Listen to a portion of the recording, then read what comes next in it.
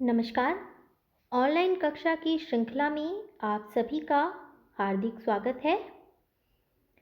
हम पढ़ेंगे BA second year के पेपर फर्स्ट के अंतर्गत रीतिकालीन कवि पद्माकर। तो आज की कक्षा में हम अध्ययन करेंगे हमारे पाठ्यक्रम के अंतर्गत आने वाले रीतिकाल के कवि पद्माकर के काव्य का। तो आइए शुरू करते हैं रीतिकाल के कवि पद्माकर के कुछ पद जो कि हमारे पाठ्यक्रम के अंतर्गत हैं। सबसे पहले हम पद देखते हैं, ऋतु वर्णन से संबंधित है इनका। इसमें ये कह रहे हैं, कूलन में, केली में, कछारन में, कुंजन में, क्यारिन में कलित कलीन किलकंत है। कहे पद्माकर परागन में, पौनु में, पानन में, पिक में पलासन पगंत है। द्वार में, दिसान में, दूनी में, देश देसन में, देखो दीप दीपंत में, दीपत दिगंत है। विथिन में, ब्रज में, नवेलिन में, बेलिन में, बनन में, बागन में, बगरेओ बसंत है। तो प्रस्तुत पद जो है वो हमारे हिंदी साहित्य के प्रसिद्ध कवि रीतिकालीन कवि पद्माकर का है और ये ऋतु वर्णन से संबंधित पद है। इसमें कवि ने प्रकृति में ऋतुराज बसंत के आने का प्रभाव दिखाया है। उसके प्रभाव को बड़े ही सुंदर शब्दों में, बहुत ही मनोरम प्रभाव को व्यक्त किया है। पद्माकर कहते हैं, वसंत ऋतु के आने से प्रकृति में जो जो परिवर्तन होते हैं, जो जो प्रभाव नजर आता है, उसे इन्होंने अपने इस पद में संकलित करने का प्रयास किया है। तो पहली पंक्ति देखते हैं जिसमें वो कह रहे हैं, कूलन में, केली में, कछारन में, कुंजन में, क्यारिन में कलिन कलित कलीन किलकंत है। तो यहाँ पर वो कह रहे हैं कूलन, कूलन से तात्पर्य है तट। तो यमुना के तट पर, केली में, यमुना के तट पर वहाँ के पशु पक्षियों के द्वारा, वहाँ के प्राणियों के द्वारा जो केली की जा रही है, जो क्रीड़ा की जा रही है, केली शब्द का अर्थ है क्रीड़ा। कूलन में, केली में, कछारण में और वहाँ के कछारों में, वहाँ के कुंजों में, वहाँ के वन उपवन में, क्यारिन में और फूलों की सुंदर सुंदर क्यारियों में, कलिन में और उन क्यारियों में खिले हुए फूलों की कलियों में, कलिन शब्द का अर्थ है कलियां में, कलित कलीन किलकंत है।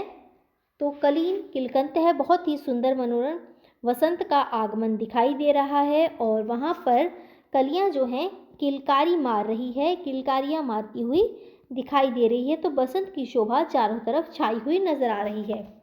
अगली पंक्ति में पद्माकर जी कहते हैं, कहे पद्माकर परागन में, पौन में, पानन में, पिक में पलासन पगंत है। और इसी के साथ फूलों के पराग में, परागन है फूलों का पराग, और वहाँ पर चलने वाली पौन में, हवा में, पानन में, पिक में और हवा के साथ साथ वहाँ के पत्तों में, पानन शब्द का अर्थ है पत्ते, तो वहाँ खिले हुए फूल पौधे पत्तियों पत्तों में, पिक में, कोयल की ध्वनि में, पिक शब्द का अर्थ है कोयल, कोयल की ध्वनि में और प्रकृति में वहाँ पर खिले हुए पलाश के पुष्पों में वसंत पगंत बसंत है। तो वसंत की शोभा नजर आ रही है, वसंत की सुषमा चारों तरफ फैली हुई है।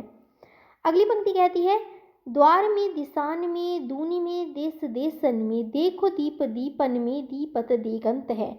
इसी के साथ साथ सभी घर के द्वारों में, दिशाओं में, पूरे संसार में, देश देश में देखो दीप दीपन में, दीप दीप जितने भी द्वीप हैं वहाँ दीप है, सभी में दीपत दिगंत है। समस्त धरती में, समस्त धरती का जो वातावरण है उसमें बसंत की मनोरम छटा बहुत ही अलौकिक स्वरूप में नजर आ रही है।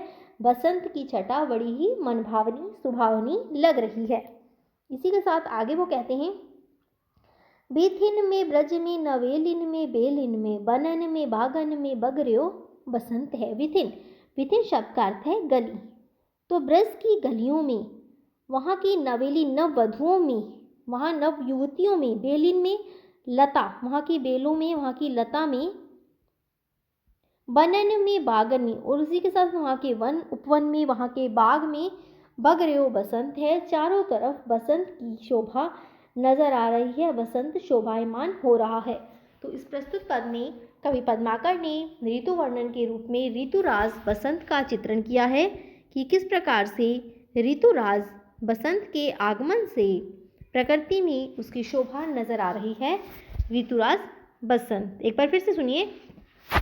पद्माकर कहते हैं, कूलन में केली में कछारन में कुंजन में क्यारिन में कलिन किलकंत है।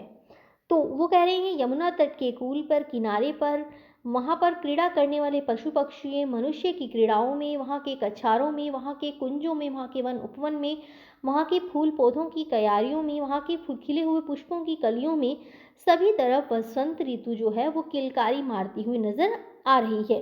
कहे पद्माकर, परागन में पौनन में पानन में पिक में पलासन पगंत है। और पद्माकर जी कहते हैं, इसी प्रकार से फूलों के फैले हुए परागों में, वहाँ की पौन में, वहाँ की हवा में, वहाँ के पत्तों में, और वहाँ जो कोयल का स्वर सुनाई दे रहा है उस पिक के स्वर में और पलाशन में, और वहाँ पर खिले हुए पलाश के पुष्पों में, सभी तरफ बसंत की शोभा नजर आ रही है, बसंत शोभायमान है। अगली पंक्ति कहती है, द्वार में दिशान में दुनि में देश देशन में देखो दीप दीपन में दीपत दिगंत है।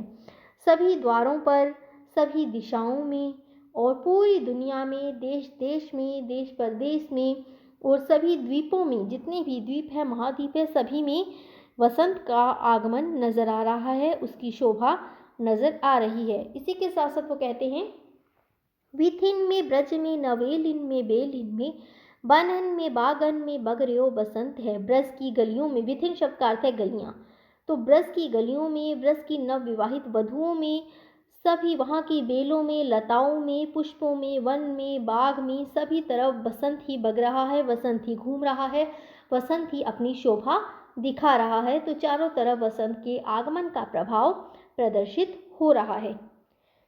इससे आगे अगला पद देखते हैं जो कि पद्माकर का हमारे काव्य के अंतर्गत है, वो भी ऋतु वर्णन से संबंधित है, जिसमें कि उन्होंने ऋतु वर्णन के अंतर्गत बसंत ऋतु के ही प्राकृतिक शोभा को वर्णित किया है। बसंत ऋतु के प्रभाव को दिखाया गया है और बसंत ऋतु के आगमन से प्रकृति में जो परिवर्तन आ रहा है वो प्रदर्शित हो रहा है। तो प्रस्तुत पद है पद्माकर जी का और वो कहते हैं, और भांति कुंजन में गुंजरत भोर भीर, और भांति बोरन के छोरन के हुए गिर। कहे पद्माकर सु और भांति गली यानी, छल या छबीले छल और छवि छवे गए। और भांति विहग समाज में आवाज होती, अबे ऋतु राज के न आज दिन द्वय गए। और रस और रीति और राग और रंग और तन्य और मन और बन हवे गए। तो यहाँ बसंत के आगमन को दिखाया गया कि बसंत के आगमन का प्रभाव सब पर कुछ अलग ही दिख रहा है, सब पर कुछ अलग ही रूप लेकर आया है।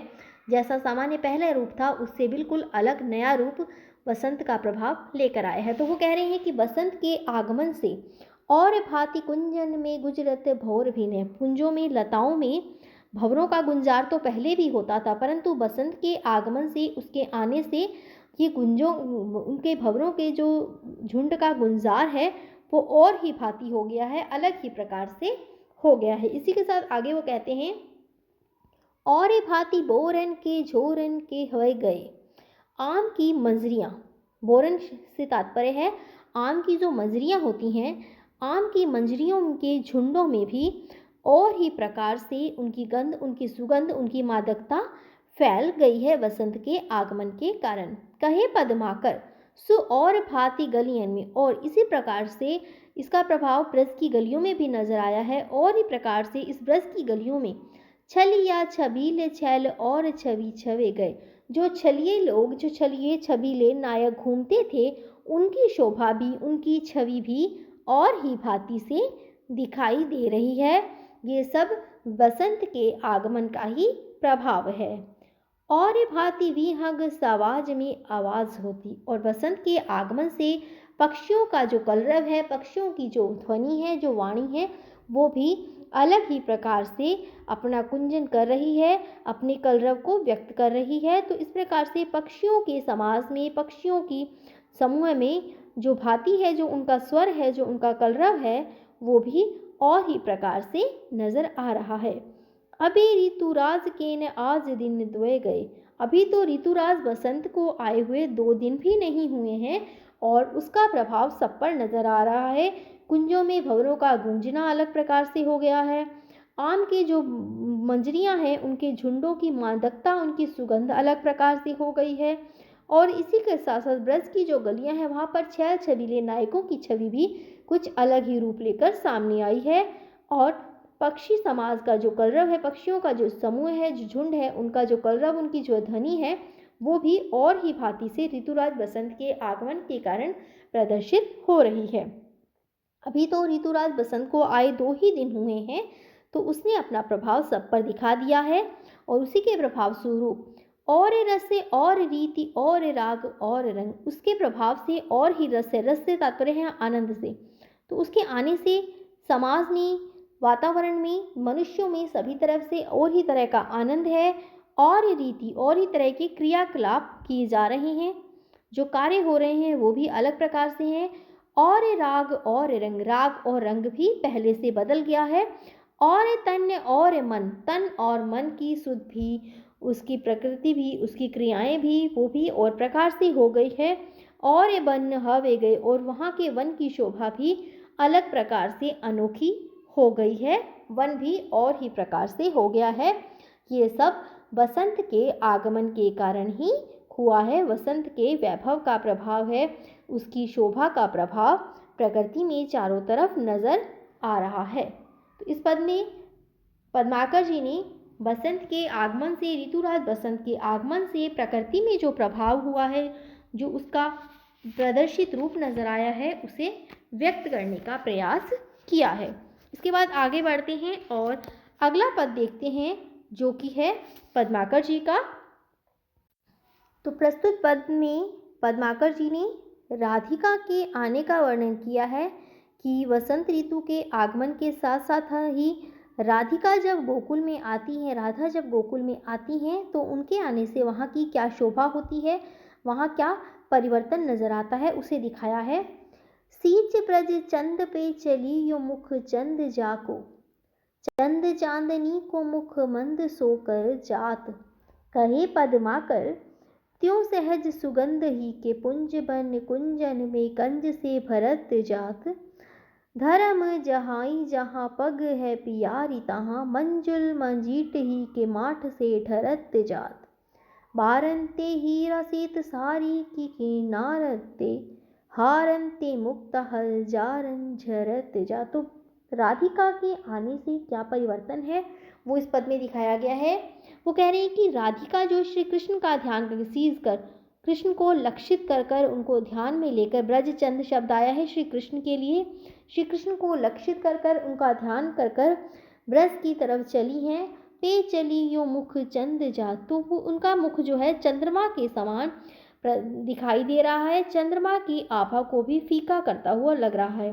चंद चांदनी को मुख मंद सो करत जात, और उनके मुख की जो शोभा है, जो चांदनी है, जो प्रकाश है, वो चंद्रमा की चांदनी को भी मद कर रहा है, उसे भी फीकी कर रहा है, उसे भी धीमी कर रहा है, उसके प्रभाव को, उसकी आभा को क्षीण कर रहा है।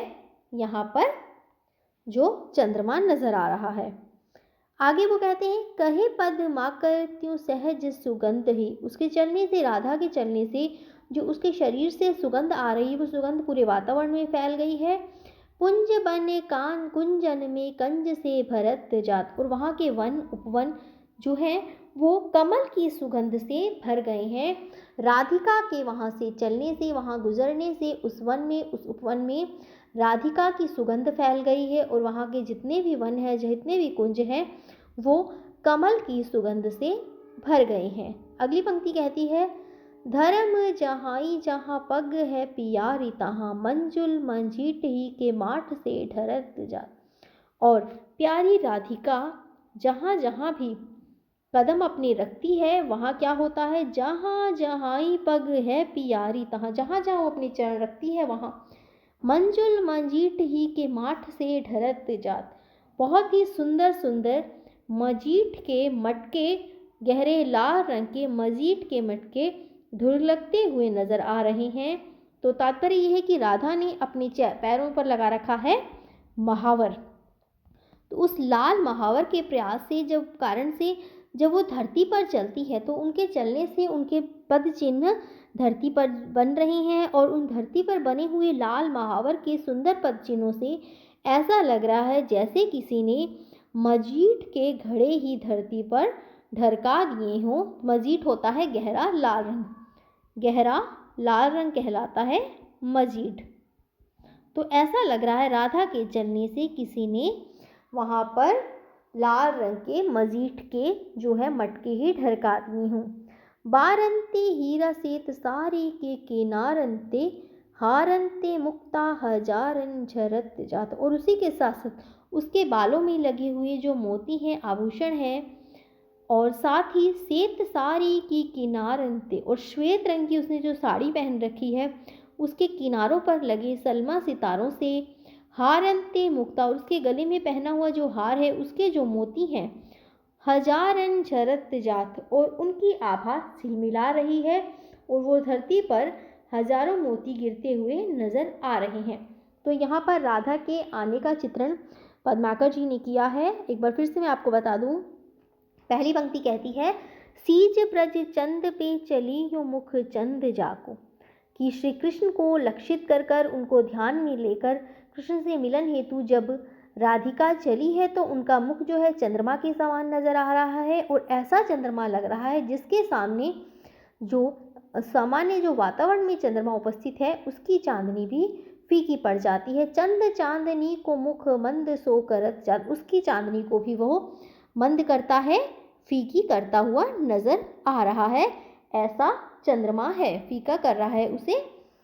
और फिर आगे पद्माकर जी कहते हैं, त्यों सहज सुगंध ही ते, उनके चलने से उसकी जो सुगंध है वातावरण में फैल रही है, और उसकी सुगंध से ही वहाँ के वनों में, वहाँ के उपवन में कमल की गंध व्यापक हो रही है।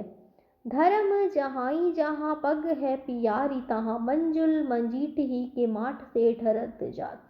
और राधा रानी जहाँ जहाँ अपने चरण रखती है, अपने कदमों को रखती है, वहाँ वहाँ मंजीठ के सुंदर लाल लाल घड़े ढरकते हुए नजर आ रहे हैं। वो धरती उनके चढ़ने से, उनके महावर युक्त पैरों के चलने से वो लाल हो गई है। इसी के साथ आगे कहते हैं, बारंते हीरा सेत सारी के किनारंते हारंते मुक्ता हजारन झरत जात। और उनके बालों में लगे हुए आभूषणों में जो चमक है, जो मोती लगे हैं, और साथ ही साथ उनकी श्वेत साड़ी के किनारों में जो सलमा सितारे लगे हैं, और हारते मुक्ता, हारंते मुक्ता, उनके कंठ पर जो पहना हुआ हार है उसके मोती जो हैं वो झरते हुए नजर आ रहे हैं, ढरकते हुए दिखाई दे रहे हैं।